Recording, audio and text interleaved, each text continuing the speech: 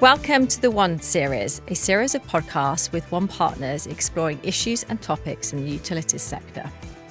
On paper, diversity and inclusion seems to be moving forward, but are we really transforming the power dynamics that hold women and other underrepresented groups back? In this special International Women's Day episode, we'll explore Give to Gain, what it truly means in practice. Is EDI working, or have we just made it more visible? Join us as we explore what the sector is really like, what we need to give, how we will all gain from that giving, and what EDI really looks like in 2026. I'm delighted to be joined by representatives from our partner organisations to have this interesting discussion and debate on the topic. And I'll start with you, Glenda, if you'd like to introduce yourself, please. Thank you. Hi, I'm Glenda Duggan. I am a managing director in Accenture's utilities practice, and I have worked in the utilities sector for the past 28 years now across a range of clients and a range of topics within the industry. Fabulous, thank you. Sally. Hi, I'm Sally Brett, and I'm Head of Culture and Equality, Diversity and Inclusion at Affinity Water. And I've got about 25 years experience working in the space of EDI and employment rights across a wide range of sectors and professions. Thanks, Sally. And Judy. Hi, I'm Judy Middleton. I'm the HR Director for Natural Resources, Nuclear and Networks, which is one of our large operational divisions in Kier Group. I've worked in Kier for about 10 years and in HR for 20 plus years. Well, welcome to you all. I'm really looking forward to this discussion. I know we've had some interesting chats as we've prepared for this session. To kick us straight off, Sally, I want to come straight to you with that first big question. Is EDI really working, or have we just made it more visible? Well, I have the privilege of a long view, really, given how long I've worked in this area. And I think we do need to recognise that we have had some real successes and achievements. Things have changed. 25 years ago, I started off working in this space as an employment researcher and specialised in the gender pay gap and equal pay. And we have, over my time working in this area, we have seen the gender pay gap halve. We've also seen the employment gap between men and women halve. Checking some stats just before this session, I was also pleased to hear one of the more stubborn things around how much time men spare caring and doing unpaid work at home has also increased, particularly increased since COVID, and has stayed at much higher levels. So we are seeing changes, but I think we also need to recognise that it's messy, it's complex. Sometimes we might have expectations of sort of continual linear upward progress, and that's not the case. Sometimes one thing happens and then that might have unintended consequences or reveal new challenges, and we have to be resilient. But I think if we don't acknowledge our successes as well, we're at risk of it turning into a sort of self-fulfilling prophecy of defeatism, because it can feel quite draining and exhausting with all the work that we're doing, all the brilliant sessions like today that we're having, the wonderful work that WUN does. It can feel sometimes quite frustrating that we're not seeing more instant and obvious change. And we also need to really, acknowledge and celebrate the small wins. So we had a session at work just this week talking about some of the challenges that underrepresented groups face in our workplace. And one of the things that came out of that is the power of small conversations sometimes. So you might think you're not making a difference, and someone actually called me out in that session for having supported her and informally mentored her. And I thought, well, I'm just having a small chat with you each day, and I've just suggested a couple of things, but those small things can make a real difference to some people's lives. It's really great to hear, because I think you're right. We probably don't always celebrate some of the achievements. So sharing some of those stats, yeah, definitely helpful. Do you have any builds on that, Glenda? Yeah, interesting. We were talking before the start. I think we all agreed it's come a long way. If I look at my history, what's interesting is the speed, and is it slowing down?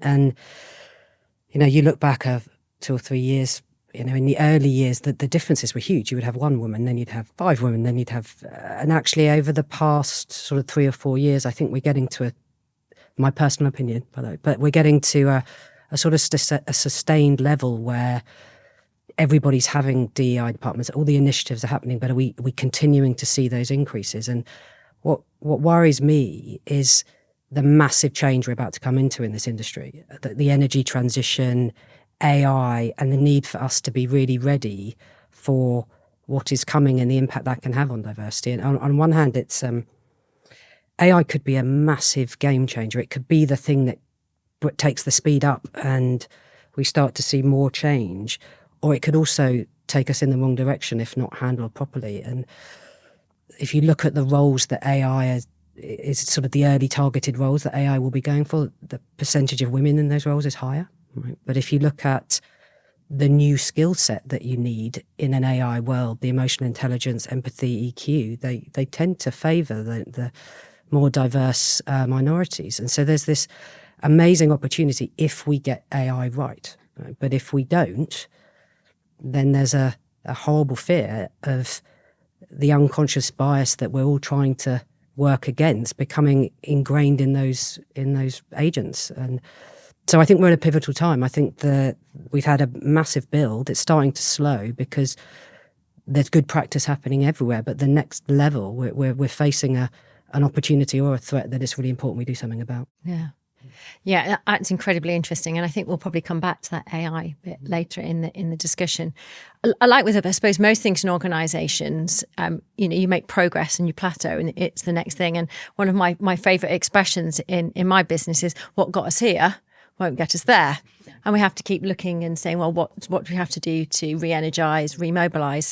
So Judy, I'd like to come to you on that, on the topic for International Women's Day, which is Give to Gain. And each year, International Women's Day, they obviously come up with a topic and they try and focus. And maybe this could be, something for organisations to think about in terms of, is that the next thing that can help us do another step forward? What does Give to Gain mean to you, and how do you think it might make a difference? So I think it's incumbent upon all individuals and organisations in our sector and beyond to give support so that we can really truly champion women, and not just get equality, but diversity and true inclusion as well. And we've made great strides doing that, but we need to continue to do that. So a few things that I think are really important, and a few things we've been doing in our business as well to make sure that we really are giving that support. Firstly, allyship. Allyship is hugely important. I have personally benefited from having both male and female allies throughout my career. We were talking earlier, I joined Kier Group 10 years ago, and a big part of the reason that I joined the organisation, and I'm probably quite unique in this, is because of flexible working. I was offered a role 3 days a week in a great job fairly close to home. And since I've been in Kier, I continue to work part-time. I've been promoted 3 times, and I have been supported and championed by brilliant allies throughout my career who know what's important to me. I've seen that across the organisation with other people as well. So firstly, I think allyship is hugely important, particularly in an industry that is heavily male dominated. We also have in Kier Group, we have some really successful inclusion networks, as I'm sure you do in your organisations as well. And it's brilliant to see that the difference that they have made. And again, allyship, really important. We always encourage people to join a network that perhaps you don't affiliate with, so you can learn more, you can champion other people as well.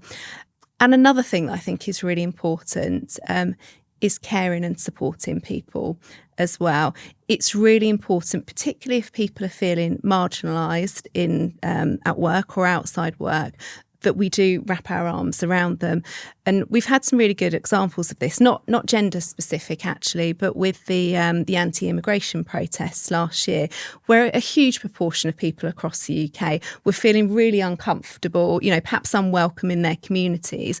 We reached out to those people, had conversations, had those big conversations, and it's really important that we do make sure that people feel included. Yeah, I think there's some great examples there, and picking up on what you said earlier, Sally, about celebrating those successes and highlighting some of those stories. It makes a difference because I think that quite earlier when somebody was talking about if you don't see somebody who looks like you're less likely to stay around. So we do need to celebrate. Do you have any examples of give to gain that you'd like to share? Because I think it'd be good if we've got some little sound bites to share. Yeah, I mean, similarly, we have a range of inclusion networks now at Affinity Water. So we have 5 networks, and like yourselves, we really try and have regular catch-ups with the chairs of those networks, and try and make sure that they are supporting each other, and what they want from others within the organisation, they are also showing each other, that they are trying to listen and learn, be curious and be kind to people with different experiences. One of the interesting things in the last year at Affinity Water is we've had a men's network develop, mainly because of concerns around men's mental health. But they have now joined within our EDI committee, and it's been really good. I think that's opened a sort of avenue for more perhaps men to come into the EDI space and think about what kind of environment we're trying to show and develop there. So, yeah, and we're seeing, to go back to my first point as well about, making sure that we are recognising where we're making achievements. I think within organisations, we need to make sure that we're measuring and acknowledging where change is happening, because that helps us learn and make sure that we are, where something is working, that we do more of that, or whether we might need to change direction if something isn't. But it's been really positive over the last 3 years to see, for example, in our quarterly engagement survey, we've seen not only our sort of inclusion scores, feelings of being included, improve, but when you segment that into different groups, it's been across the board. It hasn't been one group's felt more included at the expense of another. That's a really good stat, isn't it? Really good. Sally, Judy, I think the points you make are so important around allyship and it not just being the minority group. One of the things I worry about particularly is that it's the minorities doing all the heavy lifting, right? And it's incumbent on us as leaders and incumbent on us as a utilities community to all carry some of that burden and take responsibility, and not just keep expecting the same people to show up and do the events. Absolutely. Can I please build on that? So previously I worked in the legal sector, and obviously lots of commercial law firms have billable hours and have invested quite a lot within in DEI over the last decade or so. And it became apparent that a lot of the work to improve the culture, to build more inclusion, to run the networks, to do the mentoring was mainly being taken up, done by those from underrepresented groups, which could then harm their career progression and their billable hours. So one of the developments that came about within that sector was then to create billable credits. So if you were investing time in doing that stuff, it was acknowledged as being a real contribution to the business, and you got recognised for it, and it didn't harm your career progression. But absolutely, where I think this works well is making sure that we have everybody involved in it, and it's not just falling on those who are already disadvantaged and underrepresented. Yeah, so those who are disadvantaged or underrepresented tend to be passionate about shining a light on it, so tend to be leading the way, but it's where allyship really comes in. And their peer group supporting them, is a key factor. Yeah, and then your point on give to gain, they give. It's important that they also gain. Yeah. So, Glenda, if I can come to you in terms of hidden barriers. So, are there still some hidden barriers that exist that penalise women and underrepresented groups in the workplace? So, we've talked about there's been successes. And we've maybe plateaued. So. I feel like I'm on the plateau in the negative. I think there's some great successes too. Look, the WUN report really clearly shares what I thought was quite a terrifying statistic, that 1 in 3 women in utilities are considering leaving their job, and 1 in 3 women leaving their job, and male-dominated environments being a key reason, I thought was terrifying, actually. And look, there are many many barriers. The one I'm most interested in or most sort of concerned about is the unconscious bias barrier. And, we talk about the intent and impact a lot. And I think the number of cases these days where those barriers are intentional is dropping, but that doesn't mean those barriers don't exist. And we talked earlier about training on unconscious bias, but what we really think is important is understanding and acknowledging that unconscious bias isn't something you learn once, right? And it's something that, your behaviour may impact one group one way, and a year later there may be a new generation that come through who are impacted slightly differently. And that continuous education and that continuous understanding and challenging of your unconscious bias, I think, is a really important thing for all leaders and those in the utility sector to embrace. You can't just do a course and be fixed, right? We all have it, acknowledge you have it, work to improve and work to educate yourself all the time. Yeah. Judy? So perhaps not so hidden, but there's two key barriers in my opinion. So one of them is lack of flexible working across the industry. So across the UK, many more females work part-time than males. So 36% of females work part-time. Yet the vast majority of jobs are advertised as full-time jobs. And those that are advertised as part-time jobs are often those low-paid jobs. So I think, and I get that it can be challenging for some of our roles in the industry, operational roles where you're out on site, but we need to think differently. We need to think more creatively and be much bolder, thinking about how we bring people into the industry, looking at more flexible and part-time working. So I think that's a real barrier that we can take some practical steps to overcome. And the other thing I think that is a barrier is the image of the industry as well. It is male dominated, it's seen as male dominated, and females don't always want to come into that environment. So again, we need to shine a light on the brilliant careers that people can have from all sorts of diverse backgrounds within the utilities sector, because there are brilliant careers for everybody. And of course, we've got a massive challenge over the next 5 years. We need to recruit an extra 312,000 people across our industry. We're not going to get those people if we're recruiting more of the same. We need to change that industry image and recruit some different people in. Yeah, that's what do you think is stopping people being creative about employment? I think there is an element of recruiting managers. This is what we've always done. We need someone with the exact experience to come in and do this job, but we don't always. We can look to different industries. We can bring in project managers from perhaps different industries. They don't have to come from water necessarily. And of course, a lot of our roles are functional roles as well. It's transferable skills. So we need to think more holistically about those transferable skills. And of course, emerging talent, bringing in new, young, diverse talent is hugely important for the future of the industry. We talked in the break about the interesting dynamic of the field, and where we're seeing increases in somewhere that the challenge ahead for the increase in number of roles in the field and attracting women to those roles, and the competition from other industries in offering that flexibility and offering those. Just wondered your thoughts on what we can do as an industry around increasing women in the field. Yeah, I think it's really important that we do increase women in the field. And if you look at the stats, I mean, it's horrifying the number of women we actually have in operational roles. We're taking some kind of tangible steps to try and do that, bringing in cohorts of females. So actually it's not a lone female coming in, feeling perhaps a little bit isolated, but making sure you've got that sense of community and inclusion. So we are looking to bring in cohorts of females.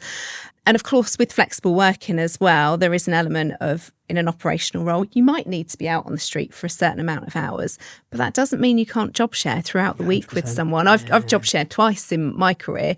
It's a brilliant way to work flexibly. Something we've done as well is really focus on internal recruitment in the last couple of years, and recognising that partly, I think a lot of people in the water sector, obviously, we've got reputational challenges at the moment, but talking to a lot of younger people, they've never really even thought of it. They don't know what jobs there are. And that focus on internal recruitment has led to actually getting more diversity in some of those field roles from areas like our contact centre, where that might be your kind of initial entry route. And we've had some successes as well with water sampling roles where we have advertised flexibility. We added, which is a really hard to fill role, and when we were struggling to fill, we added sort of on the ad that there is flexibility available. We advertised all of our family-friendly policies, and then had a delighted hiring manager who not only had candidates, but female candidates for the first time in a long time. So, yeah. And of course, with the image piece as well, it's really important that we get into schools. And I know that a lot of work happens across the industry, going into schools, going into colleges, to talk about the great opportunities that we've got and really showcasing. And you need role models in there, but it's not just a job for men. Yeah. Yeah, an exciting opportunity to contribute to the future of our planet. Yeah. And I think that's a big seller to young people today. Yeah. So to take it on a slightly different angle, Judy, are organisations truly prepared to confront discrimination? I hope so, is my response to this one. So personally, I would not want to work for an organisation that didn't confront discrimination. I think it's really sad that we are still having this conversation, but that is the reality of life. So personally, I wouldn't work for an organisation that didn't confront it. And I wouldn't expect other people to as well. People expect, quite rightly, people expect better. Of course, it's complex, isn't it? Because we operate in complex environments, working with clients, working with customers. And we've got some really good examples actually working collaboratively with our clients across the industry on diversity and inclusion initiatives, sharing best practice. So yes, we do need to confront it, and people should expect us to. The question came up about, would you really confront diversity issues if it was a client or a fee paying? And the answer to that is yes. And I think a number of companies would, and I personally have had quite a few of those conversations. And Accenture as a firm is pretty clear that there is an acceptable behaviour, acceptable standard of behaviour towards our people, and if it's not being met, it is our responsibility. I also think our clients feel exactly the same way. And when you have early conversations with people about something and early private, constructive conversations, more often than not, they're actually interested and willing to hear, but it's the bravery to have those conversations early.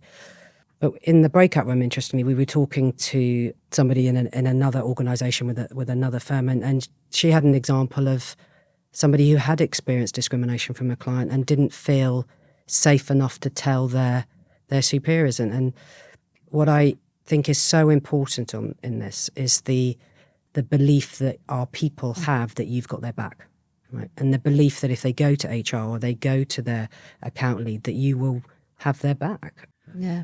I think we can never underestimate how hard it is to come forward and challenge behaviour, particularly if you're quite a junior person or you think you're going to put things at risk, like in the example that was shared, the fear that, potentially they're going to put a business contract at risk.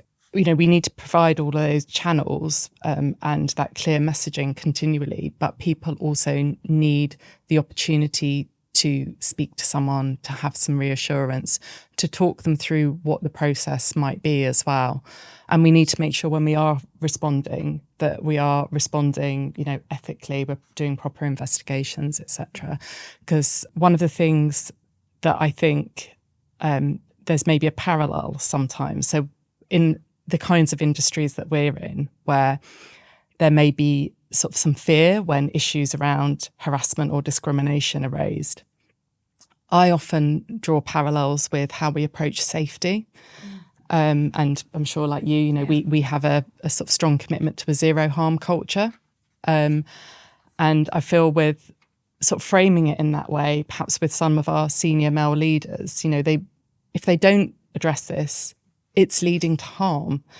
And, we wouldn't allow, if someone was engaging in reckless deliberate behaviour that was causing someone physical harm in the workplace and putting lives at risk, we wouldn't allow that to continue. But similarly, if someone doesn't quite know the process or hasn't quite understood what's needed to make sure that we're dealing with hazards appropriately, then we would, do some education, some learning, have that quiet word and give them the opportunity to improve. And I quite often like to draw those sort of parallels to, That's brilliant, it's not something to be afraid of.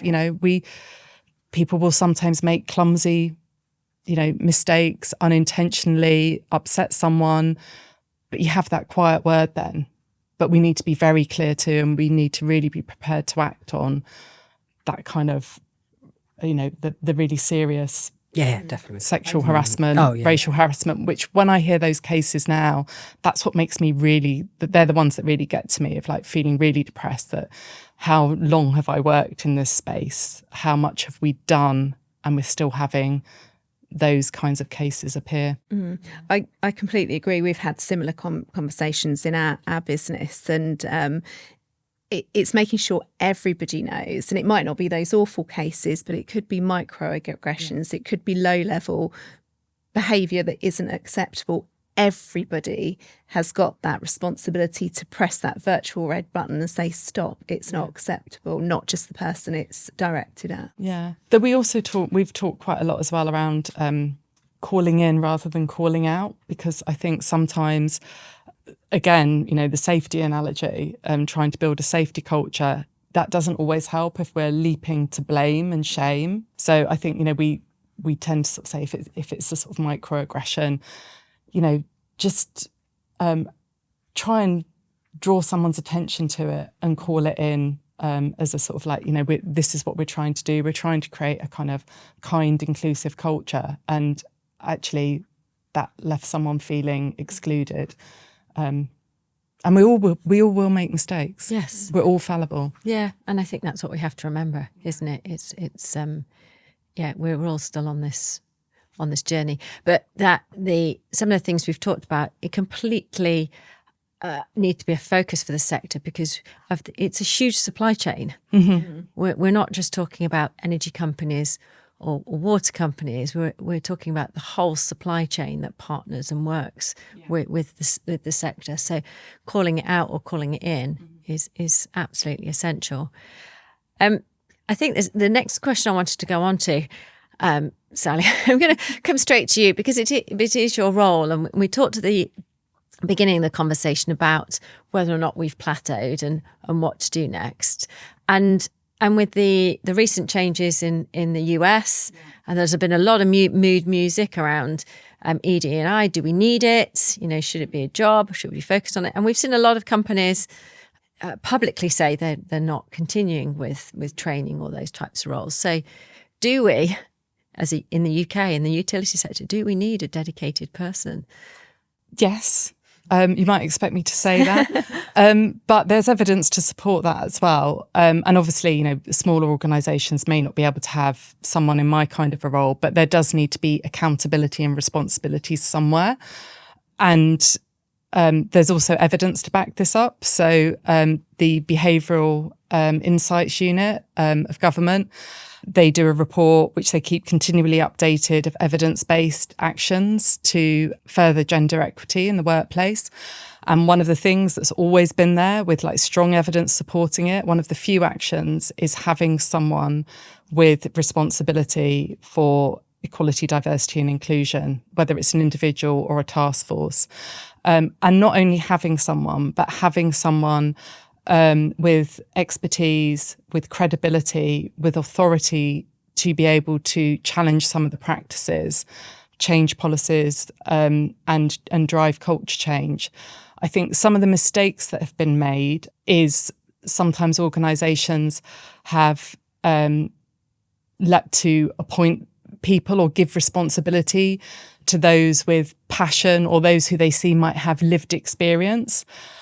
They might have been quite junior people. They haven't been given any resources. They haven't been given strategic direction, and sometimes may have weighed into doing stuff that it wasn't really aligned with anything. And may not have had the impact that people were seeing. And to go back to the beginning of our conversation, may have therefore been seen as performative and not leading to any change. And then that's led to cynicism. And I think when I started in EDI 25 years ago, and, you increasingly saw companies creating diversity manager roles back then, big corporate firms initially. And I heard a lot of them when I was young and sort of aspiring to get into that area, sort of talking about how their vision was one day to have changed things so much that they'd put themselves out of a job and they weren't needed anymore. I look back to that now and feel that was quite naive, because we still do get cases of quite serious sexual harassment. We do still get instances of discrimination. Everything's quite fluid. We work in a social system and organisational cultures which are complex, and things are changing. You spoke earlier about new generations coming in, and we need to keep doing the work, and we need to be prepared to have that resilience and continual focus on it. And if there isn't someone with that responsibility, then it's too easy to just ignore or let drift. I echo that. I also have, it just makes good business sense, right? The data is really clear. More diverse companies do better. Companies with diverse boards do better. And if you aren't measuring it, you're not managing it. If you haven't got somebody who's holding people to account, then how are you going to evolve it? And that's not to say one division is the answer. I'm a big believer in the sort of DEI beyond HR. It's not an HR responsibility. It's everywhere else. But as we look forward, like any company that is not considering diversity in its future strategy is missing a trick. And if you start thinking about what does that DEI role mean, it means understanding. I mean, you can label it what you want to label it, but it's understanding of the data. Is that data reflecting in our business measures?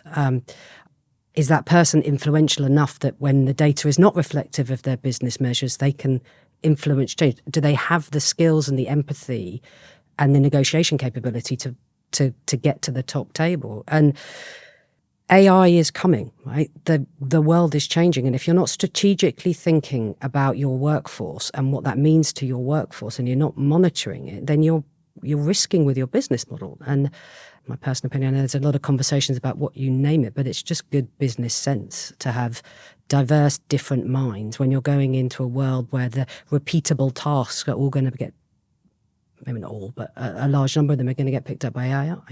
And those individuals need to be defining part of the conversation, defining the strategy. And I would actually, just to add to that as well, a couple of points. One is one of the reasons I took my current role actually was it was the first time that this role had existed. And also I quite like the fact that I work across lots of different areas of the business and within the People and Culture Directorate. And I haven't got a big team because I see a key part of the role is to be looking at the data, questioning things, adapting practices. It's not to be creating a massive new function. It's to help other functions get better at what they're doing. And it's to help the business, like I said, this is about, getting us to be better, to make sure we're doing the right thing as a company that has a strong public purpose, making sure we're not discriminating, making sure we can serve our diverse customers, and making sure that we have a sustainable workforce for the future, that we can attract talented people from all sorts of different backgrounds.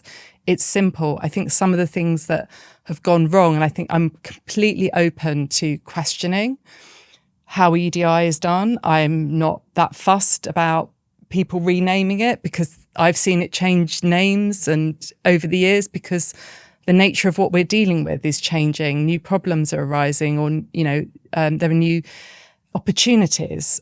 So I don't have a problem with that, questioning how we're doing it and making us more effective. And I think there probably is a time when we need to make sure we are looking at what we have been doing and whether it's been having impact. I think we do, just like you've said, make real, clear, simple, make it focused on the workforce. despite some of the stuff that's been happening globally and in America in particular, the recent polling that's been done in this country has shown that there's still overwhelming support, particularly for DEI practices, with things like making flexible working available to everyone, having the opportunities to join inclusion networks in the workplace. What hasn't been, when they ask the question about DEI as a concept, that's when the polling is much more divided. So I think for us in workplaces, we need to really focus on the practical initiatives, and not get so, not perhaps spend so much time talking about different concepts and, deep sessions and things like that. We just need to get on with showing we can make a practical difference. And just to add, I completely agree with everything that Sally and Glenda have both said. The only thing I would add is going back to your original question, which was around global politics and what's happening in the world. In my view, what's happening in the world makes diversity and inclusion so much more important that we do have that focus. Yeah, I mean, there has been this sort of the climate shift about, it being skepticism and is it necessary and all of those things. But I think if you stand back, yes, it has created a heightened need for doing it because it's highlighted some of the challenges out there. I was at a Women in Network session last week. A very similar question came up, and one thing that just really made me smile was just how many organisations experienced the same thing we did, which was when it started to kick off globally, the sign up for DEI initiatives, the sign up for training, our young people, this is not a negotiable, it is not optional. And if you tell them they can't have it, they'll sign up for whatever they can, almost in a protest vote. And the generation, certainly that I see across the clients that I work in, this is not an optional thing.